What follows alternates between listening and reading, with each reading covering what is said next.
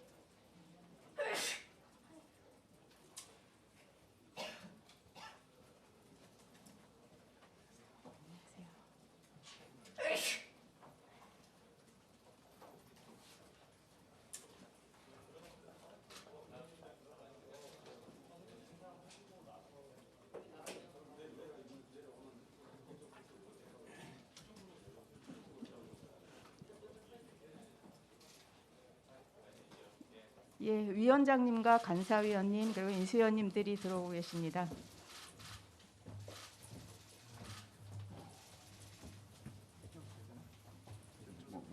이제 옆에 서시죠.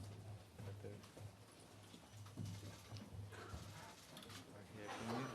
인사하고 이제 내려가시면 되겠습니다. 예, 네. 지금부터 제20대 대통령직 인수위원회가 마련한 윤석열 정부 국정과제 발표회를 갖겠습니다. 먼저 안철수 위원장님과 간사위원 그리고 태스크포스 팀장님들이 인사를 드리겠습니다. 네. 예, 인사해 주시죠. 예. 감사합니다. 예, 그러면 이게 PPT 발표가 있어서 위원장님께서 발표를 해주시고 간사위원님들과 예, 감사합니다. TF 팀장님들은 잠시 옆에서 대기해 주시면 감사하겠습니다.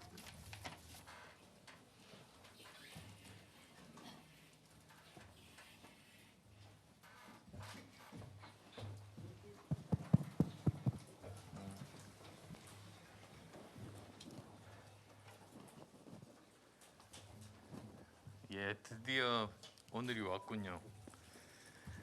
자, 지금부터 제20대 대통령직 인수위원회가 마련한 국민께 드리는 20개 약속 그리고 110대 국정과제를 국민께 보고드리겠습니다. 저희 인수위원회는 지난 3월 18일 출범 이후에 오늘까지 47일 동안 여러 가지 일을 했습니다. 여러 부처로부터 업무를 보고를 받고 전문가 회의를 거치고 현장 방문, 간담회를 거치고 또 국민 제안을 받았습니다. 그래서 지금 현재 정부에서 하고 있는 일들에 대해서 제대로 잘 파악하고 그리고 또 현장의 목소리들을 많이 경청했습니다. 그리고 그것들을 바탕으로 해서 4번의 전체 회의를 거쳤습니다. 그리고 또 그 이외에도 아주 수많은 저와 간사단만이 참석하는 간사단 회의를 매주 서너 번씩 하면서 이 일들을 계속 진행하고 국정과제 선정안에 대해서 검토하고 보완하고 그런 작업들을 토요일, 일요일도 없이 밤낮을 가리지 않고 열심히 일을 했습니다. 그래서 그 결과로 110대 국정과제 그리고 또 521개의 실천 과제를 저희들이 만들 수가 있었습니다. 그리고 또 한 분야뿐만 아니라 여러 다방면에 걸쳐서 필요한 그런 정책 분야들이 있지가 않습니까? 그래서 그런 부분들에 대해서는 필요에 따라서 꼭 필요한 TF들을 여러 개를 만들어서 민간 전문가들을 초빙해서 함께 논의를 하고 또 정책을 만들었습니다. 그래서 코로나 비상대응 특위라든지 국민통합이라든지 지역균형발전 특위라든지 부동산 TF, 디지털 플랫폼 정부 TF, 청년 소통 TF, 아마 지금까지 역대 인수위 사상 이런 식으로 운영을 했던 그런 경우는 처음일 것이고, 아마도 이것이 다음 정부의 인수위에서도 좋은 모델이 되지 않을까 저희들은 생각하고 있습니다.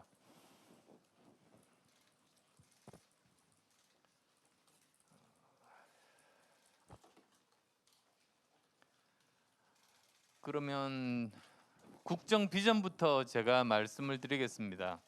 국정 비전은 이미 발표를 했듯이 다시 도약하는 대한민국, 함께 잘 사는 국민의 나라입니다. 저 나름대로 시대 정신에 대한 고민을 참 많이 했습니다. 사실 시대 정신 또는 시대적인 과제라는 것이 지금 현재 살고 있는 대한민국의 국민들이 꼭 해결해야 되었으면 하고 바라는 그런 문제들이 모인 그런 것들 아니겠습니까? 저는 그것을 저 나름대로는 5개 정도로 정리를 했었습니다.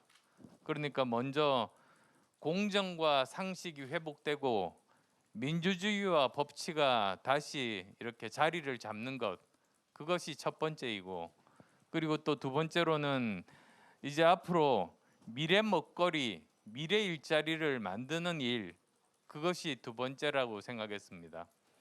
세 번째로는 지역 균형 발전에 대한 것이었고, 그리고 또 네 번째로는 대한민국의 지속 가능성에 대해서 지금부터라도 관심을 가지지 않으면 정말 미래가 여기 계신 분들이, 그리고 여기 계신 분들의 아이들이 너무나도 어려운 상황에 처할 수 있다는 그런 문제의식을 가지고 있습니다. 그리고 다섯 번째로는 국민 통합입니다. 그런 5가지의 시대적인 과제, 시대 정신을 담으려고 노력했습니다. 그래서 여기 보시면 아시겠습니다만, 다시 도약하는 대한민국에는 이러한 우리나라의 그 민주주의 복원의 의지와, 그리고 앞으로 미래 먹거리, 미래 일자리에 대한 그런 뜻이 담겨 있고요.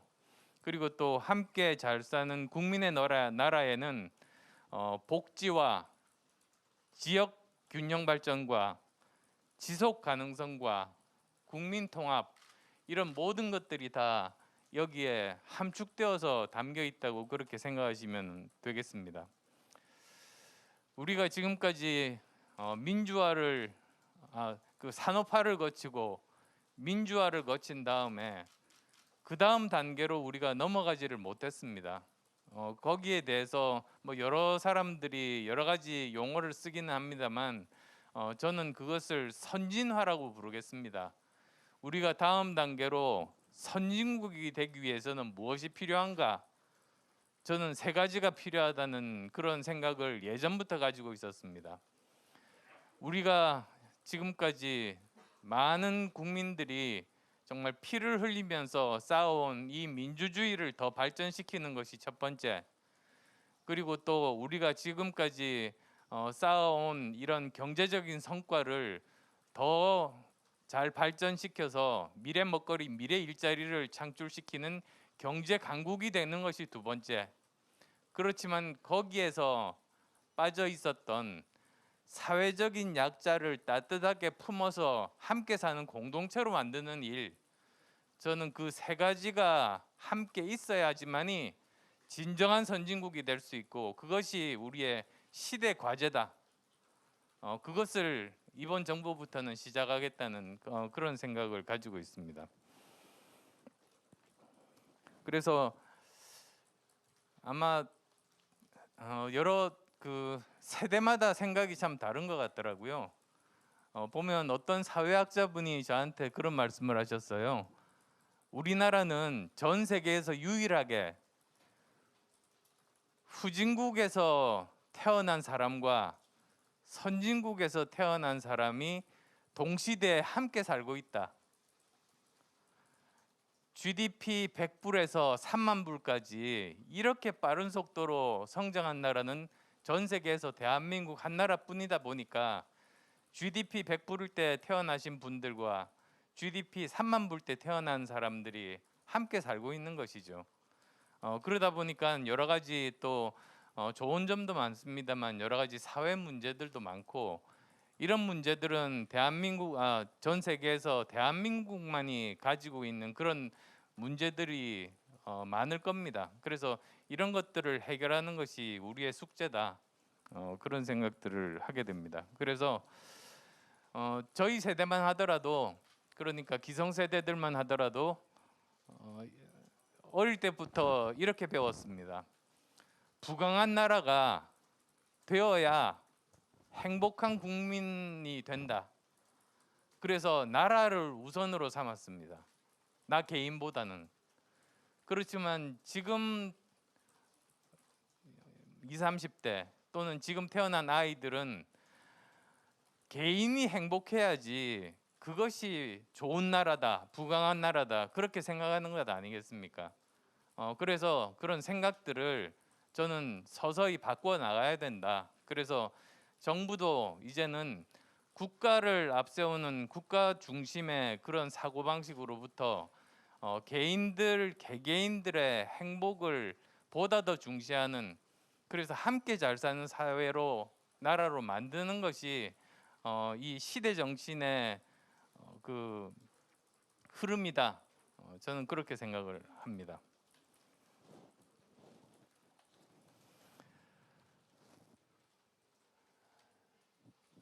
국정 운영 원칙이라고 말씀드렸습니다만, 사실 이것은 그 공직자들이 어떤 일을 하고 판단을 할 때 판단 기준 또는 가치관에 해당되는 그런 부분들입니다.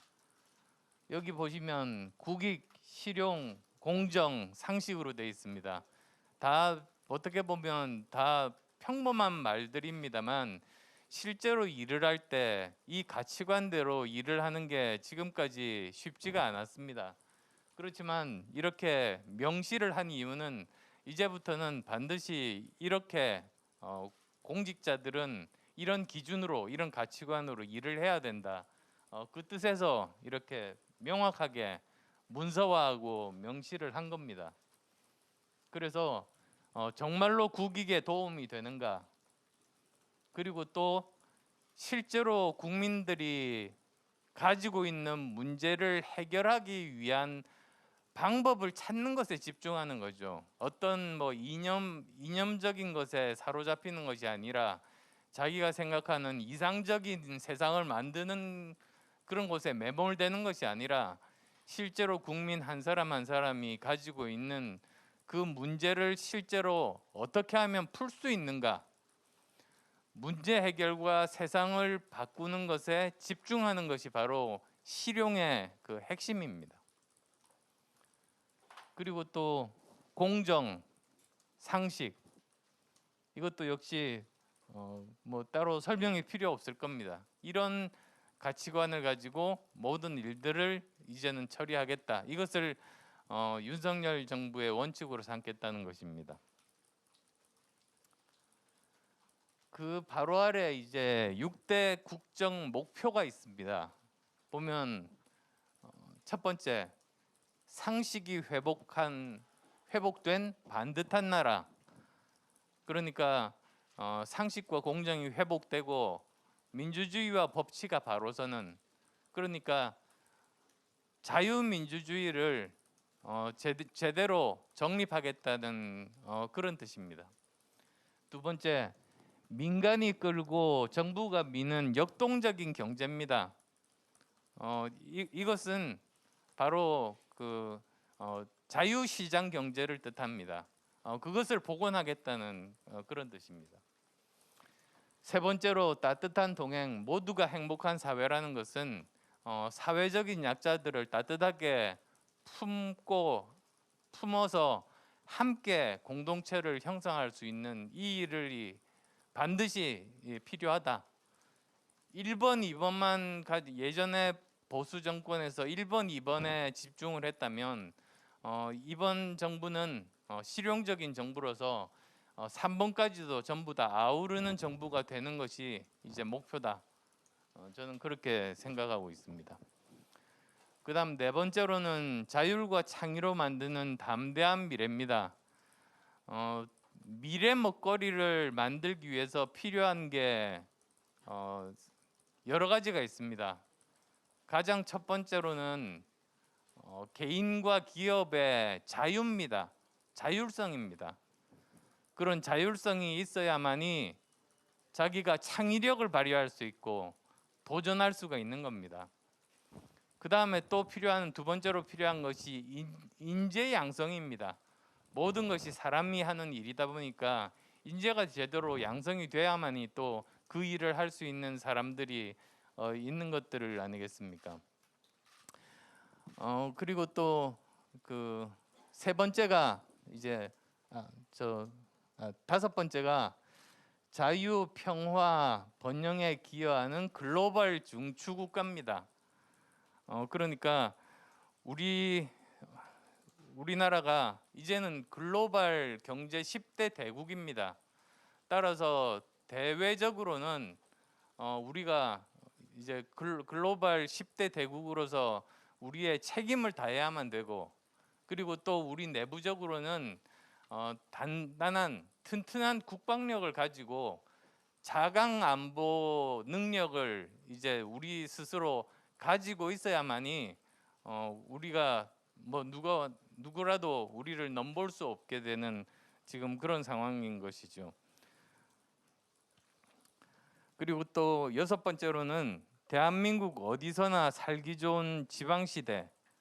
사실 제가 몇 번 걸쳐서 말씀도 드렸습니다만 우리나라에서 지금 가장 문제 중에 하나가 저출생 고령화입니다. 그런데 이 저출생 고령화가 지금까지는 직업이 제대로 된 젊은이들의 직업이 없고, 그리고 또 아이를 키우기에 교육비라든지 보육이 너무나 힘들고, 또 결혼을 하지 않거나 만혼 때문이라고들 많이 말을 하는데, 그 근간에는 저는 지역 불균형 발전이 있다는 생각을 가지고 있습니다. 아시다시피 좋은 일자리들이 수도권에 이렇게 몰려 있다 보니까 지역에 있는 젊은이들이 수도권으로 빠져나갑니다. 그러면 지역은 그냥 고령화가 되는 거죠.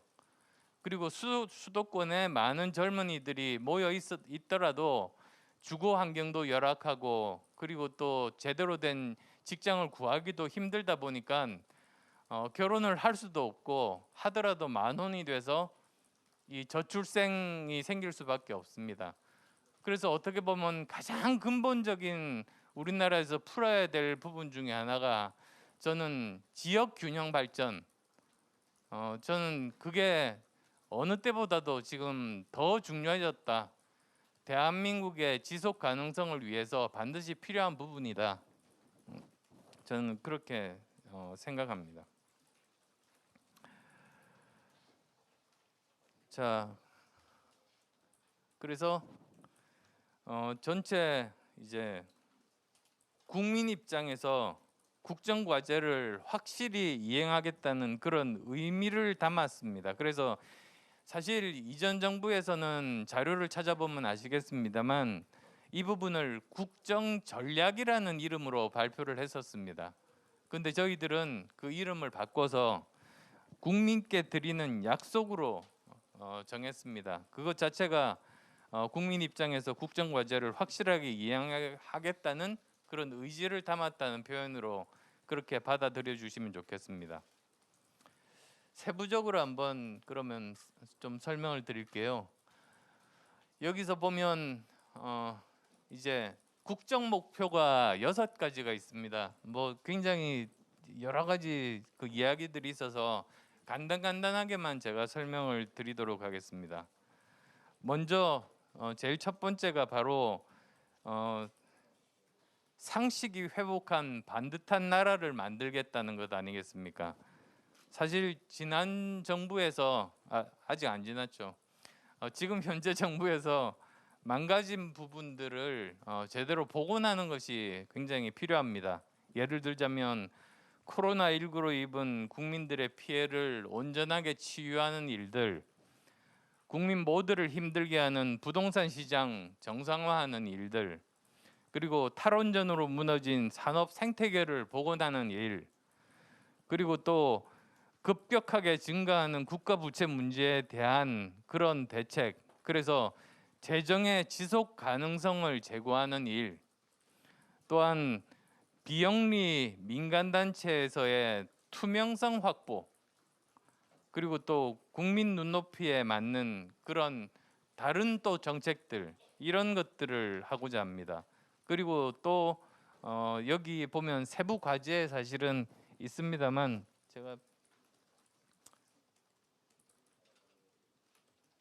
세부 과제에 있습니다만 디지털 플랫폼 정부를 통해서 일 잘하고 효율적인 그런 정부를 만들겠다, 그런 말씀을 드리겠습니다.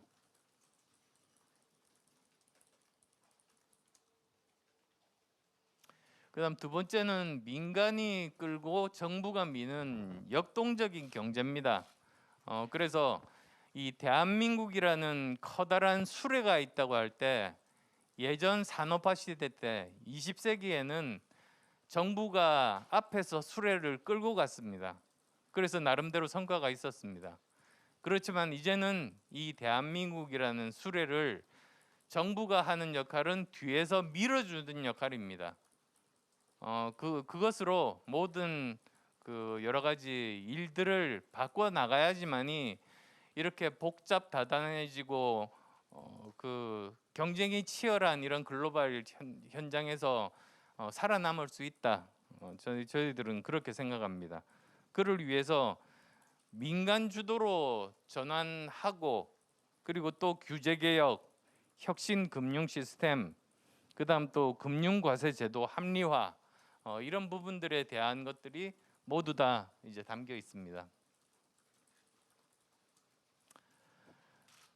다음으로 이제 세 번째로는 이제 그 맞춤 복지입니다. 그래서 함께 살아가는 사람들과 이런 따뜻한 공동체, 그리고 또 공화국을 제대로 만들기 위한 그런 부분들이고, 상생의 근로 환경을 만드는 일도 다 여기에 포함되어 있습니다. 또한 상생의 연금 개혁 문제도 여기에 또 세부 사항에 한번 찾아보시면 포함이 되어 있습니다. 이 연금 개혁이 왜 상생인가? 그건 또 세대 간의 형평성 내지는 그 공정 이슈이기 때문입니다.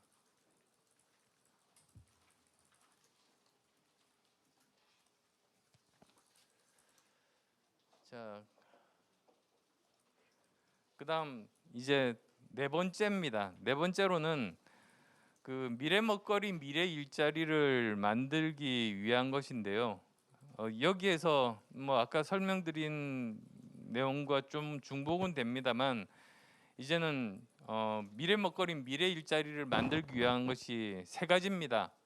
우선 우리가 초격차 과학 기술들을 확보를 해야 되고, 두 번째로는 창의적인 인재들을 만드는 교육 혁명에 해당되는 그런 일들을 할 필요가 있을 것이고, 그리고 또 세 번째로는 기업의 자율성 확보, 예를 들면 관치 경제라든지 또는 규제 혁파, 이런 부분들에 대해서 신경을 써서 기업이 가능하면 자율성을 확보하고 창의력과 도전 정신을 발휘할 수 있도록 하는 것을 만들겠다.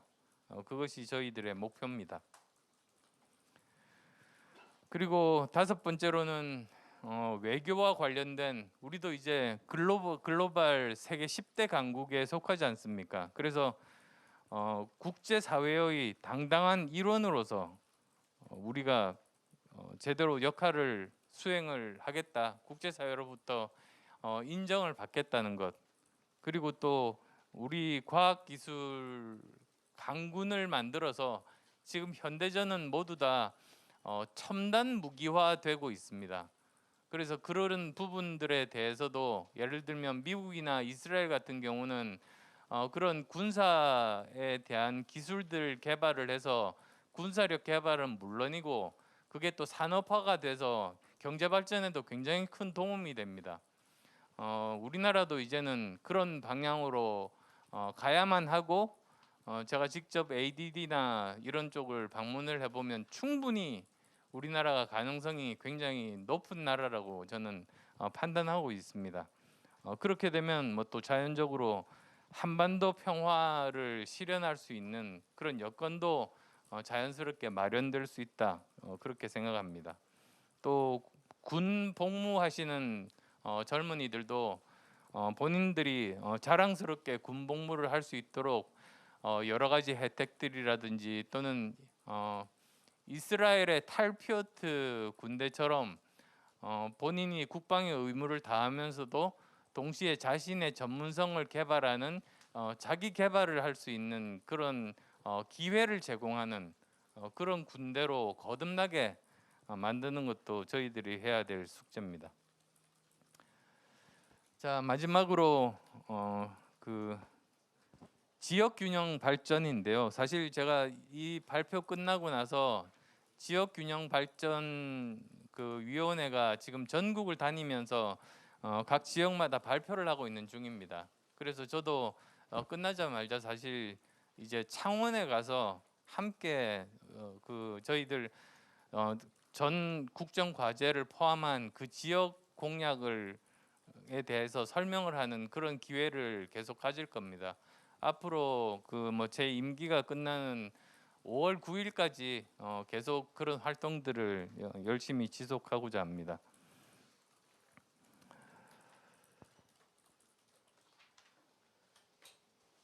그리고 이제 재정에 대한 부분인데요. 저희들이 계산을 해보니까 5년간 총 209조 원 정도가 필요합니다. 그런데 뭐 이 부분들도 저희들이 이제 나름대로 계산을 해보면 그 1년에 40조 정도가 됩니다. 그러면 보통 지금 현재 우리나라 그 예산이 600조 정도거든요.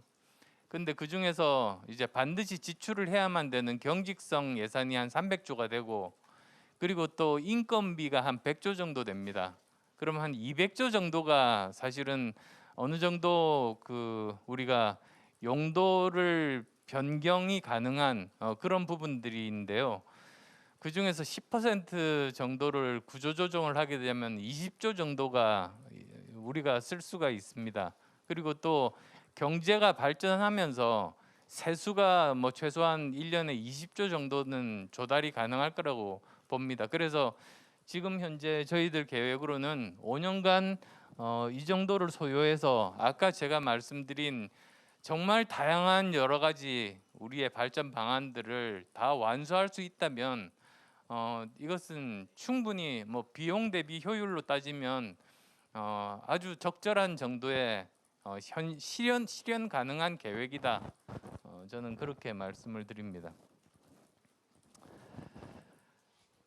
예, 그래서 이제 사실 이 국정과제에 대해서 제가 지난 거의 한 50일 동안 저희들이 내부에서 한 내용을 지금 뭐 짧은 시간 30분 정도에 다 말씀을 드렸습니다만 이게 사실은 이 당선인이 약속하셨고 그리고 또 국민들이 원하셨던 그런 것들입니다.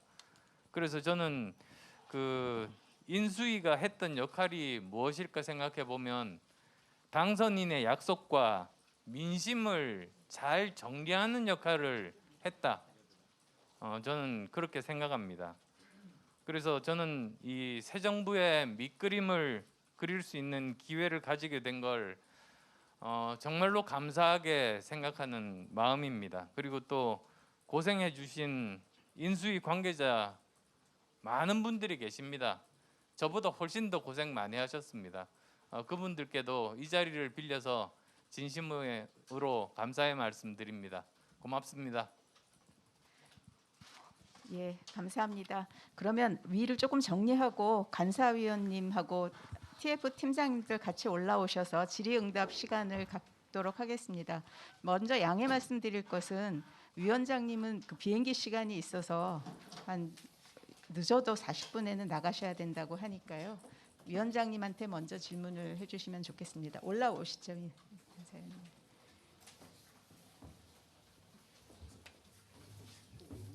저 패널도 뒤로 빼도 될 것 같아요.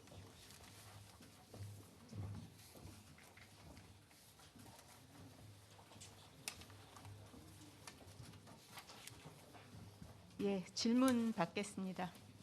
예, 여기 첫 번째로 들으셨으니까 마이크. 네, 마이크. 저 뒤에 오고 있습니다. 안녕하세요. YTN의 조은지 기자입니다. 위원장님, 그 코로나19 완전한 회복과 새로운 도약, 여기에 완전한 손실보상 얘기가 있는데 지난주에 사실 공약 파기 논란도 있었고 혼선이 좀 빚어졌던 것 같은데 토요일에 뭐 일부는 1,000만 원 이상도 준다라는 메시지 내셨잖아요. 도대체 언제 얼마를 준다는 건지 금액이 좀 궁금해서 그 말씀 일단 여쭙고 싶고요. 둘째로는 그 4번에서 형사사법개혁을 통한 공정한 법집행, 이 검수완박 지금 법안 공포를 앞둔 시점인데 다시 되돌리겠다는 의지로 보면 될지 이 부분도 설명해 주세요.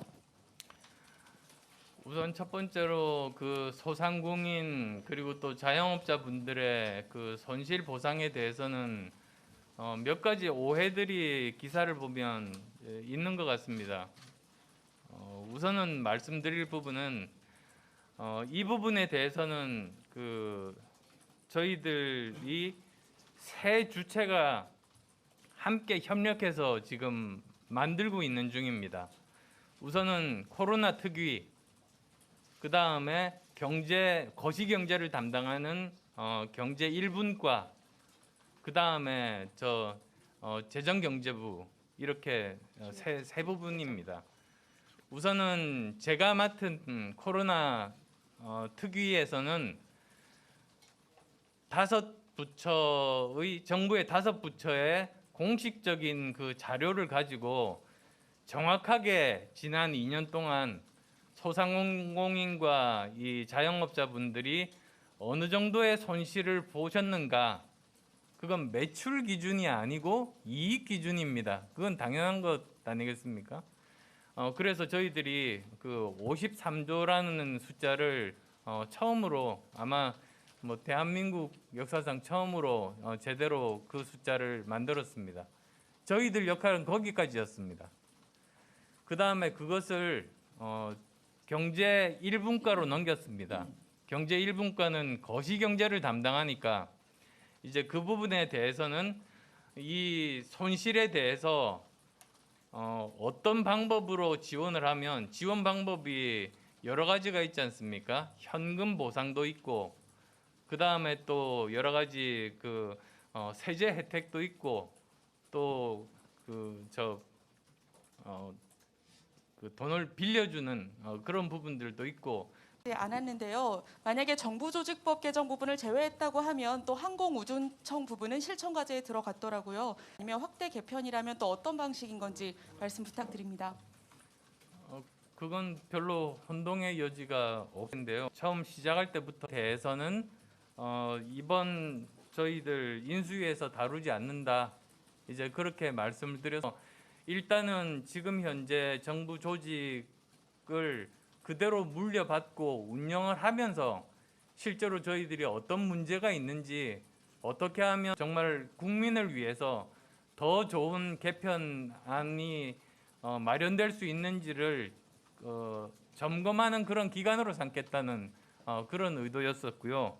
그 항공우주청에 대해서는 꼭 저는 필요하다고 생각합니다. 근데 그것을 그런 역할을 수행할 수 있는 그런 기능들은 정부에서 가질 수 있는 것이거든요. 그러면 그게 또 나중에 정부 조직 개편안이 만들어질 때 그 부분이 분리되어 나오면서 그 역할을 수행하게 될 겁니다. 그건 앞으로 우리나라 미래 먹거리를 위해서도 당연히 지금 현재 정부 조직 개편안이 통과되기 전에 지금 현재 조직 내에서도 새롭게 임무를 부여받아서 그 일을 해야 되는 부서가 반드시 생길 겁니다. 예, 지금 위원장님이 나가셔야 돼서요. 꼭 위원장님한테 해야 되는 질문 한 가지만 빨리 받고 저 뒤에 쓰시죠. 한국일보 박지현이라고 합니다. 위원장님 발표 잘 들었습니다. 마지막에 209조 원 말씀해 주셨는데요. 병사 월급 200만 원, 기초연금 40만 원, 부모급여 100만 원 등이 이 209조 원 안에 모두 담기는 것인지 이 209조를 추산한 과정과 향후 변동 가능성 여쭙고 싶습니다. 아까 말씀하신 그런 부분들은 아마 저 세부적인 사항들을 보시면 지금 현재 실현 가능성에 맞게 이렇게 점진적으로 저희들의 공약을 지키는 방향으로 이렇게 설계가 되어 있습니다. 합리적으로 지금 설계가 되어 있다는 그런 말씀들을 드리겠고요. 그리고 그 209조 원이라고 하는 것도 저희들 좀 더 이제 보통 이렇습니다. 저희들이 이제 국정과제를 110개를 만들었지 않습니까? 인수위에서 이것을 가지고 각 정부 부처들이 다 나눠서 이제 분석을 합니다. 그리고 나서 대부분은 100일 이내에 확정된 안을 가지고 국무회의에서 통과하면서 실제로 이것이 집행이 되기 시작합니다. 그 과정 중에 가지고 그 지역 자체의 고용이라든가 4차 산업이라든가 이런 것들을 다 고려해서 그 지역을 재창조하는 방식으로 고민을 하고 있습니다. 그러기 위해서는 아마 올해 말이나 내년부터 이제 마스터 플랜을 통해 가지고 그 지역이 종합적으로 어떻게 발전할 것인가의 구상이 될 것이고 그 마스터 플랜에 따라서 아주 이제 좀 질서 있게 그 지역마다 어떤 어느 정도 재정비가 진행될 걸로 보입니다. 그 정도면 대강 되지 않겠습니까? 네. 예, 또 다른 위원님께 여기 제일 앞줄 해주십시오. 네, KBS 강병수 기자입니다. 저 김태우 의원님께 질문 좀 드리려고 하는데요. 그 사드 추가 배치 관련해서 당선인은 공약에서는 명확하게 이제 이 글자로 사드 배치에 대해서 밝히셨는데 오늘 공약집에는 그게 좀 빠진 것 같아가지고요. 신중론으로 후퇴를 한 것인지 아니면 그 기조를 계속 유지하게 되는 것인지 궁금합니다. 질문 감사합니다. 신중 기조를 그대로 이어간다 이렇게 보시면 될 것 같습니다.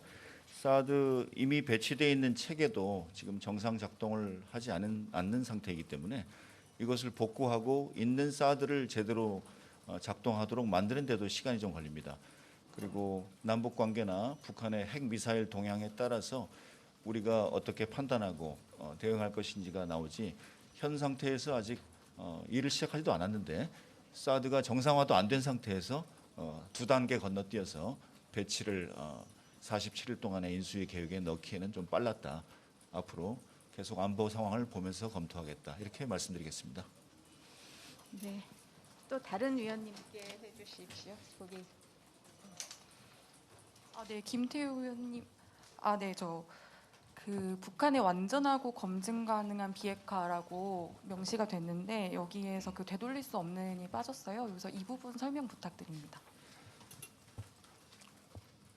신고를 포함해서 단계적으로라도 확실한 폐기 절차가 진행이 되면 되돌리기 힘들도록 돌아가지 않는다라는 협상 모델을 갖고 있는 것은 10여 년 동안 계속 유지되는 똑같은 원칙이기 때문에 CVID라는 전형적인 말을 자꾸 반복하지 않더라도 그 말은 여전히 유효하다 이렇게 말씀드리고요. 다만 북한이 협상에 응할 것이냐 이것도 지금 점점 확률이 적어지는 마당에 우리가 비핵화 협상 계획을 분명히 갖고 있어야겠지만 이 협상이 시작되지도 않거나 시작되더라도 다시 공전할 확률이 큰 상태에서는 여러 가지 입체적인 방안을 마련해 나가면서 비핵화라는 큰 패러다임을 틀을 유지해 나가도록 이렇게 하겠습니다. 네, 다른 질문 저기 중간에. 네, 안녕하십니까. SBS 비즈 우영준 기자입니다. 최상목 간사님께 질문 드리는데요. DSR 관련해 가지고 이게 이제 푼다 아니면은 일부만 푼다라는 얘기가 있었고 내용들을 보면은 90번에 보면은 청년 생애 최초 한정해서 이제 DSR 청년층 미래소득 반영 활성화하겠다고 하셨는데 이 부분이 전체적으로 푸는 건지 아니면 일부분만 푸는 건지 궁금해서 한번 여쭤봅니다. 네, DSR과 관련돼서는 지금 말씀하신 대로 현재 저희가 인수위안에서 논의된 거는 청년층에 대해서 미래소득을 반영하는 이런 내용들이 되어 있고요. 그다음 전반적인 DSR은 저희가 그 추경호 당시 그러니까 장관님께서 말씀하셨듯이 전체 그 현재의 틀은 유지하되 전체적으로 부동산 그 세제 대출 규제 완화 부분들과 같이 봐서 그 새 정부가 출범을 하면 여러 가지 그 고려를 해서 제가 결정을 할 그럴 계획입니다. 네, 또 질문 있으실까요? 여기 앞에 주실. 예, 저 동아일보 최혜령 기자인데요. 최상목 간사님께 한 가지 더 여쭤보려고 하는데요. 아까 이제 그 재원 얘기해 주시면서 20조 원 정도는 이게 경제가 발전하게 되면 세수가 늘어날 거다 이런 말씀을 해주셨었는데 이게 이제 양도소득세나 지금 보면 부동산에서 늘어난 세수가 굉장히 많은데요. 이게 이제 여기 국정과제 보면 세제에서 조금 좀 감세 기조가 조금 있는데 이 세금 부분 좀 어떻게 하실지 말씀 부탁드립니다. 그건 아무래도 추경호 간사께서 답변하기 좋을 것 같습니다. 제가 간단히 말씀드리겠습니다. 재원 조달 등과 관련해서 역시 많이 궁금하시고 앞으로 또 저희들이 더 정밀히 볼 겁니다. 그래서 상당 부분은 세수 증가분 그리고 기존에 또 있던 예산 지출의 구조 변화 등을 통해서 재원을 충당할 그럴 예정입니다. 아시다시피 방금 부동산 등과 관련된 양도소득세 부분을 언급을 하셨는데 최근에 여러 가지 세수 상황을 보면은 우선은 법인 실적이 굉장히 좋습니다. 그리고 또 법인세 세수 실적이 좋고 여러분께서 또 아시다시피 해마다 어쨌거나 근로소득이 조금씩 증가하기 때문에 그걸로 인한 근로소득세 그리고 최근에 부동산 등과 관련된 양도소득세 이런 부분의 세수가 좋습니다. 물론 이것이 5년간 항구적으로 간다는 보장이 있는 것은 아닙니다. 이런 걸 바탕으로 해서 전반적으로 저희들이 볼 때는 상당한 세수 증가 부분 그리고 지출 구조 변화 부분 등을 통해서 일단 재원을 충당해 나갈 거다 이런 말씀을 드리겠습니다. 다음은 죄송한데 제가 이제 그 교대로 좀 드려야 될 것 같아서요. 과학기술교육분과에 질문 있으신 분, 예, 저 뒤에 먼저 드렸습니다. 죄송합니다. 네, 간사님 안녕하세요. EBS의 금창호 기자입니다. 먼저 확인차 먼저 한 가지 좀 여쭈면요. 고교 다양화가 이제 선발권을 갖는 특목고 자사고의 부활을 포함하는지랑 그리고 또 대입 개편은 역시 정시 확대를 염두에 두고 진행하시는 건지 좀 궁금하고요. 다음으로 대학 관련해서 한 가지 질문을 드리면은 지방 대학의 행재정 권한을 지자체로 이양을 하시겠다고 말씀을 하셨는데 이 같은 경우에 그렇다면 여기에 들어간 이제 세수나 예산 같은 경우는 좀 어떤 식으로 확보가 되는지 기재부에서는 초중등 교부금을 이쪽으로 좀 돌린다 이런 얘기도 나왔던 걸로 아는데 혹시 이런 방안까지 좀 염두에 두고 계시는지가 궁금합니다.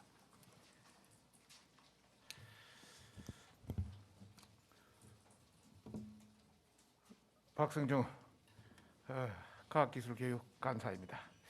고고 다양화 관련해서는 저희들은 여러 가지 측면에서 고고 다양화 관계는 그대로 유지돼야 된다. 또 최근에 자사고라든지 특목고라든지 이런 소송에서 전부 패했기 때문에 그런 차원으로 나간다. 이것이 당신의 어떤 생각과도 일치한다는 말씀을 우선 드리고 싶고요. 대학 관련해서 지방대학 관련해서 지금 지방대학이 거의 고사 직전입니다. 입학생도 없고 또 재정적으로도 굉장히 어렵고 또 지방대학이 지역의 커뮤니티 센터, 지역의 코어 센터가 돼야 되는데 그런 역할도 전혀 못하고 있기 때문에 우선 재정적 지원을 지방대학에 하고 또 그 아울러서 단순히 지금 현재 대학생을 뽑는 그런 수준이 아니라 기존의 경력자도 완전히 직업 전환을 할 수 있는 그런 어떤 지역 코어 센터 기능까지 해서 지역 대학을 활성화시킨다. 이것이 저희들의 목표고 하나의 방침입니다. 예, 감사합니다. 다음에는 사회복지문화분과의 이미자 간사님, 이미자 간사님께 질문 받겠습니다. 저기 뒤에 주시죠. 네, 오마이뉴스 곽우승 기자입니다. 공공부문 노동이사제 관련해 가지고요. 사실 안철수 인수위원장께서는 후보 시절에 굉장히 좀 비판적이셨고 윤 당선인께서 좀 찬성하는 편이셨는데 인수위 내에서 어떻게 조율됐는지가 하나 궁금하고요. 그리고 지금 공정채용 관련해 가지고 여러 언급이 되고 있는데 좀 구체적인 이 공정채용이 정확히 어떤 걸 의미하고 어떻게 실현하겠다는 건지가 좀 불분명한 것 같아서 그 부분 조금 더 상세히 설명 부탁드립니다. 네. 공공부문의 노동이사제 관련돼서는 안철수 위원장님은 반대를 분명히 했고 우리 윤석열 당선인께서는 후보 시절에 찬성을 했습니다. 그래서 그 부분에 대해서는 이미 법률안이 통과돼서 공공부문 중에서도 일부에 있어서는 그 이사제를 받아들이는 걸로 했고요. 공정채용 관련돼 가지고는 물론 이제 공정채용에 대해서는 여러 가지 지금 현재도 채용에 대해서는 그런 법률이 있습니다만은 공정채용에 대해서는 다시 우리가 이 부분을 여야가 심도 있게 논의해서 법률안을 만들어서 그렇게 가기로 했습니다. 예. 다음에 그럼 정무사법행정분과의 박순애 위원님께 질문 있으신가요? 아까 검수완박 얘기가 나와서 더 질문 없으신가요? 예, 없으신 것 같습니다. 다음은 그럼 이창. 제가 못 봤습니다. 누가 손 드셨나요? 예, 아니고 이창양 경제 2분과 간사위원님께 저 뒤에 아까 질문 안 하셨던 분이죠? 예.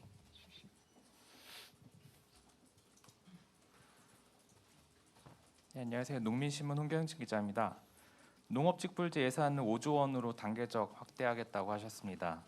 지금보다 한 2조 6천억 원 정도 늘어나는 건데 어떻게 확보하실 계획인지, 그리고 5조 원이 기본형 직불제가 있고 선택형 직불제가 있는데 어느 정도 비율로 안배될 계획인지 듣고 싶습니다.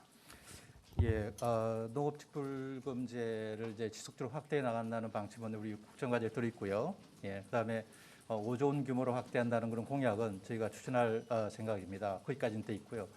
그다음에 구체적으로 그 안에 기본형하고 그다음에 선택형에 어떻게 배분할 건지 이런 것들은 선택형의 종류들이 다양하기 때문에 현재 어떤 정도의 지원 수요가 있는지를 봐서 해당 부처에서 다음 정부에서 이제 새 정부에서 구체적으로 이 배분 비율을 검토할 걸로 알고 있습니다.